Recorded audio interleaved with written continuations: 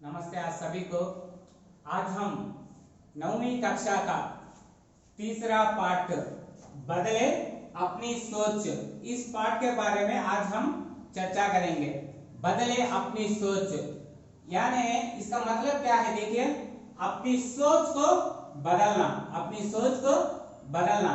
इस पाठ बोलने से पहले मैं आपको एक विषय बताना चाहता हूं। वो विषय है कि संयुक्त राष्ट्र संघ। संयुक्त राष्ट्र संघ यानी अंग्रेजी में इसे यूएनओ कहते हैं, संयुक्त राष्ट्र संघ।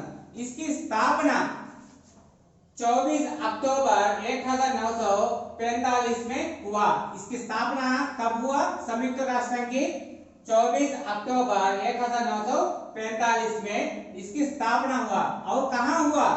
अमेरिका के टेक्सास में हुआ। इसकी स्थापना 24 अक्टूबर 1945 और अमेरिका टेक्सास में इसका स्थापना हुआ। अंतरराष्ट्रीय स्तर का मुख्य उद्देश्य यह है कि विश्व शांति कायम रखना, विश्व शांति कायम रखना। इसी उद्देश्य में सभी देशों के अधिकारों ने इस संघ की स्थापना की। और इस संयुक्त राष्ट्र संघ में हमारे भारत देश भी सभ्यता पा चुकी है। ओके, अब देखिए, इस पाठ में हमको पर्यावरण की सुरक्षा और लोगों की सुरक्षा के बारे में अच्छी तरह से समझा चुका है। देखिए, और अब हम पाठ में जाएंगे। संयुक्त राष्ट्र संघ में पहली बार ऐसा हुआ, संयुक्त राष्ट्र संघ में पहली बार ऐसा हुआ था। 13 वर्ष की एक लड़की ने सभी को सोचने पर मजबूर कर दिया। 13 वर्षीय एक लड़की ने सभी को सोचने पर मजबूर कर दिया था। किसी के पास भी उसके सवालों का जवाब नहीं था। किसी के पास भी उस 13 वर्षीय लड़की ने जो प्रश्न पूछे थे, उस प्रश्नों के उत्तर देने के लिए किसी के पास भी जवाब नहीं था। अपने सवालों से सबको सोचने पर मजबूर करने वाली उस लड़की का नाम युगरत्न श्रीवास्तव है। उस लड़की का नाम क्या है? युगरत्न श्रीवास्तव। और वह 13 वर्ष की आयु में है। इतना ही नहीं, उसने ऐसे सवाल पूछे थे कि उस सवालों के जवाब किसी के पास नहीं है और सबको उस सवालों पर सोचने पर मजबूर कर दिया। भारत की इस लड़की पर सबको गर्व है। भारत की इस लड़की पर, भारत में रहने वाले हर एक इंसान को इस लड़की पर गर्व है। सितंबर 2009 में संयुक्त राष्ट्र संघ में युगरत्न श्रीवास्तव ने भाषण देते हुए इस तरह कहा। 2009 में संयुक्त राष्ट्र संघ में युगरत्न श्रीवास्तव ने भाषण दिया और उस भाषण में इस तरह कहा कि हिमालय पिघलता जा रहा है। देखिए, हिमालय पिघलने पर क्या होगा? वहां का पानी का स्तर बढ़ता ही जाएगा और बर्फ कम होते जाएंगे। ध्रुवीय भालू मरते जा रहे हैं। ध्रुवीय भालू मानना आपको, ध्रुवीय भालू मरते जा रहे हैं। हर 5 में से 2 व्यक्तियों को पीने का साफ पानी नहीं मिलता। देखिए, यह सचमुच सही कहा है युगरत्न श्रीवास्तव ने। पानी के लिए कुछ प्रांतों में साफ पानी ही नहीं मिलता। पीने के लिए कुछ प्रांतों में साफ पानी नहीं मिलता। इसीलिए युगरत्न श्रीवास्तव ने कहा कि हर 5 व्यक्तियों में 2 व्यक्तियों को भी पीने का साफ पानी नहीं मिलता।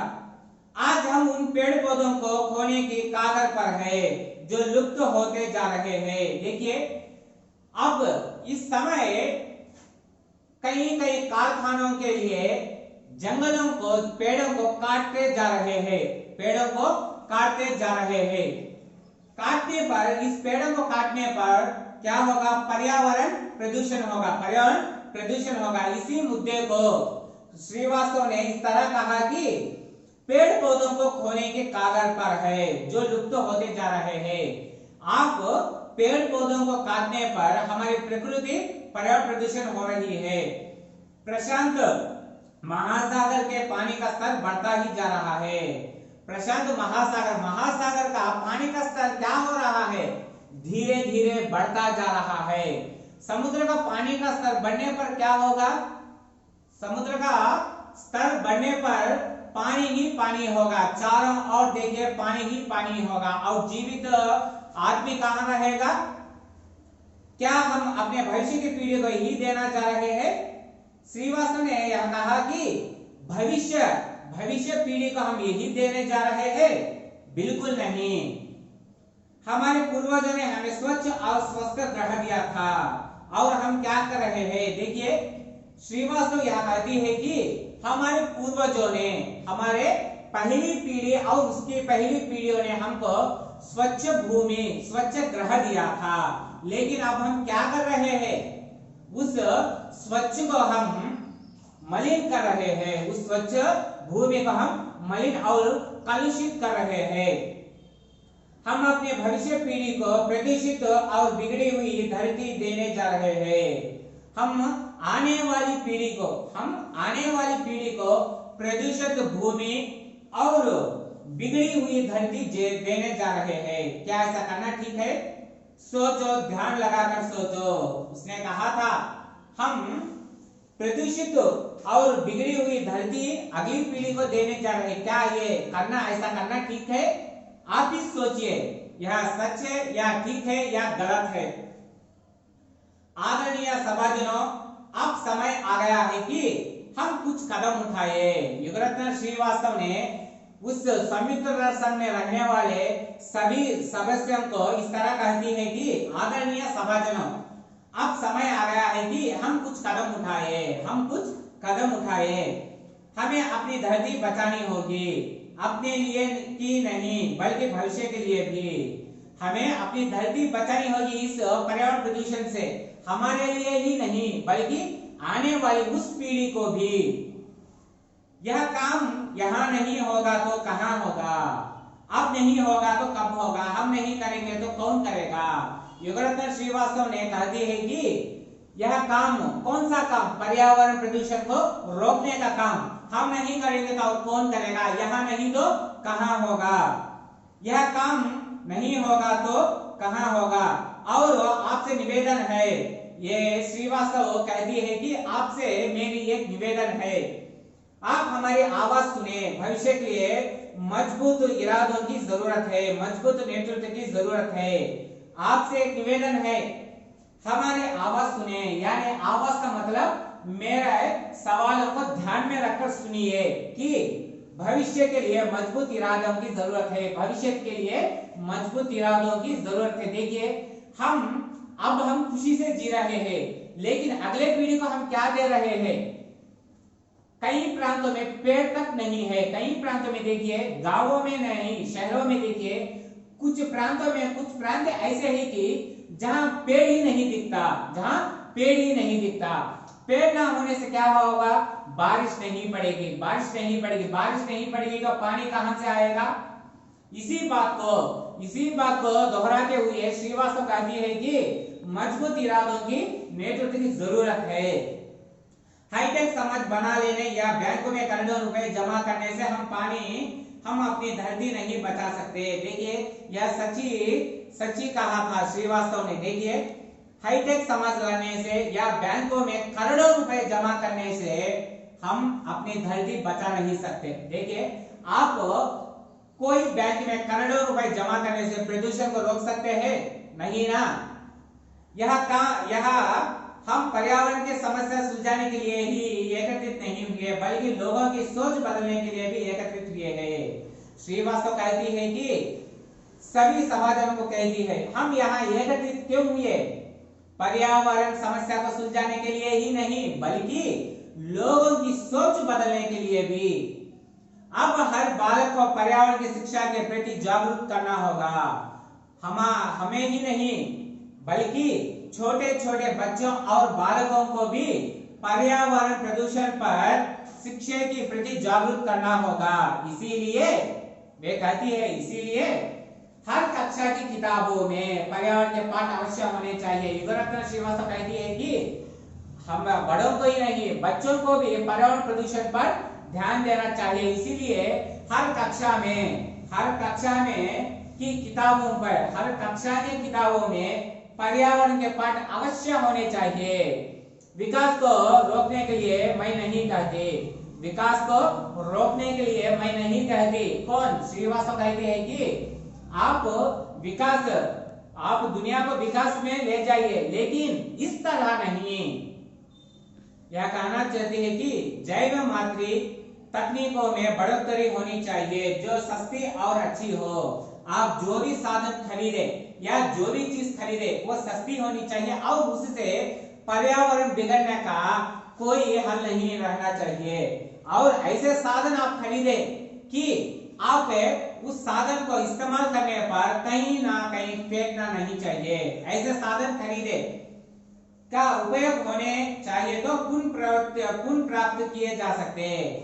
कोई चीज आप खरीदे तो उसे वो खराब होने पर या इस्तेमाल करने के बाद उसे पुनः प्राप्त मतलब रिसाइकल, जो भी आप उसको इस्तेमाल करने पर फिर दोबारा उसे ही आप इस्तेमाल कर सके, इसी को इंग्लिश में रिसाइकल कहते हैं। मैं दुनिया के सभी नेताओं से 2 प्रश्न पूछना चाहती हूँ। युगरत्न श्रीवास्तव कहती है कि मैं दुनिया के सभी नेताओं को 2 प्रश्न पूछना चाहती हूँ कि क्या पर्यावरण समस्या की पहचान किसी भौगोलिक, राजनीतिक सीमाओं और आयु सीमा के दायरे में होती है? मेरा उत्तर निश्चित तौर पर नहीं है। इसीलिए तो संयुक्त राष्ट्र संघ है। वे ऐसे 2 मुद्दों पर एक दूसरे से बातचीत करवाएं। इस बातचीत में बच्चों पर युवकों की आवाज भी शामिल की जाए। युगरत्न श्रीवास्तव कहती है कि आप किसी पर्यावरण प्रदूषण को पहचान भौगोलिक या राजनीतिक में नहीं होती। इतना ही नहीं, आप कोई निर्णय लेने से पहले उसमें चर्चा कीजिए।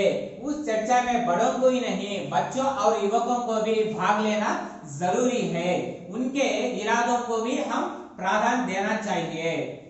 यदि राष्ट्र की सुरक्षा, शांति और आर्थिक विकास ही आपके लिए जरूरी है, देखिए, यदि राष्ट्र की सुरक्षा, शांति और आर्थिक विकास आपके लिए जरूरी है तो पर्यावरण बदलाव भी जरूरी मुद्दे क्यों नहीं होना चाहिए। राष्ट्र को सुरक्षा में रखना, राष्ट्र में शांति रखना और राष्ट्र को विकास रखना यही जरूरी नहीं, राष्ट्र में पर्यावरण भी संतुलित रहना यही भी जरूरी है। मैं आशा करती हूँ कि संयुक्त राष्ट्र संघ मानवीय दृष्टिकोण से सोचे। युगरत्न श्रीवास्तव कहती है कि संयुक्त राष्ट्र संघ मानवीय दृष्टिकोण से सोचकर इस पर्यावरण प्रदूषण पर कोई ना कोई निर्णय लीजिए। यह निर्णय लेने से पहले आप बड़ों को, युवकों को और बच्चों को चर्चा में बिठाकर उनको निर्णय भी प्राधान्य देने के लिए श्रीवास्तव कहती है। अब हमारे हाथ में केवल वर्तमान और भविष्य है। अब हमें कुछ ऐसा करना होगा जिससे भविष्य का संरक्षण हो। युगरत्न श्रीवास्तव कहती है कि हमारे हाथ में केवल वर्तमान और भविष्य की है। देखिए, भूतकाल यानी जो गुजरा हुआ उसे कोई बदला नहीं सकता, जो गुजर गया वक्त उसे कोई बदला नहीं सकता, लेकिन बदला जाता है केवल वर्तमान और भविष्य ही। देखिए, वर्तमान और भविष्य को ही हम बदला सकते हैं, ये वह हमारे हाथों में ही है। लेकिन आप जो भी काम कीजिए, अगली पीढ़ी यानी भविष्य में आने वाले समस्याओं को सुलझाने पर ही आप निर्णय लीजिए। आदरणीय नेतागण, जब आप कोई नीति बनाए तो हम नादान बच्चों और लुप्त होते जानवरों के बारे में भी सोचिए। वे कहते हैं कि नेताओं को आप जो भी नीति बनाए यानी आप जो भी संविधान में लिखे, लेकिन यह याद रखें कि उससे बच्चों और जानवरों को हानि ना पहुंचाए। महात्मा गांधी ने कहा था, बाबूजी महात्मा गांधी ने कहा था कि धरती के पास सभी की आवश्यकता की पूर्ति करने की क्षमता है, इसी के लालच की नहीं। देखिए, महात्मा गांधी जी ने एक वाक्य कहा था। वह वाक्य क्या था कि धरती के पास सभी की आवश्यकताओं की पूर्ति करने की क्षमता है। इस धरती पर आप जो भी काम करेंगे उसके साधन इस धरती पर ही मिलेंगे, किसी की लालच की नहीं, किसी की लालच की नहीं। पक्षी आसमान में होता है, मछली पानी में तैरती है, चीता तेजी से दौड़ता है, लेकिन ईश्वर ने हमें वरदान के रूप में सोचने के लिए बुद्धि दी है। यह आयवर्तन श्रीवास्तव कहती है कि मछली पानी में तैरता है, पक्षी हवा में उड़ती है, चीता तेजी से दौड़ता है, मगर आदमी को तेज दिमाग से सोचने के वरदान भगवान ने दी है। इसीलिए आप सोचिए, इस पर्यावरण प्रदूषण को रोकने के लिए, आप अच्छे निर्णय लेने के लिए युगरत्न श्रीवास्तव कहती है, इसी से हम परिवर्तन और सुधार दोनों ला सकते हैं। इसी तरह हम अच्छे बुद्धि से सोचने पर दुनिया में हम सुधार और अच्छे परिवर्तन भी ला सकते हैं। चलो अब हम आगे बढ़े, अपनी जन्मभूमि को बचाने, अपने घर को बचाने, अपनी धरती को बचाने। इस तरह हम अच्छे कार्य करने से अगली पीढ़ी, आने वाली पीढ़ी को ही नहीं, हमारी धरती को, हमारे लोगों को, हमारे समाज को हम इस पर्यावरण प्रदूषण से बचा सकते हैं। देखिए बच्चों, आज इस पाठ में हमको यह पता चला कि पर्यावरण प्रदूषण किस तरह फैल रहा है। पर्यावरण प्रदूषण किस तरह फैल रहा है। देखिए, पर्यावरण प्रदूषण फैलने से आदमी को, इंसानियों को नहीं, पक्षी, जानवर, हर एक को भी हानिकारक है। आप भी सोचिए और पर्यावरण प्रदूषण रोकने से आप भी कोशिश करिए। हर एक लड़का या लड़की जो भी हो, आप बड़ो या बूढ़ो कोई हो, आप हर एक रोज आप किसी ना किसी एक आदमी भी एक वृक्ष लगाने की कोशिश करें। अगली क्लास में आपको मैं जरूर मिलूंगा। तब तक के लिए धन्यवाद।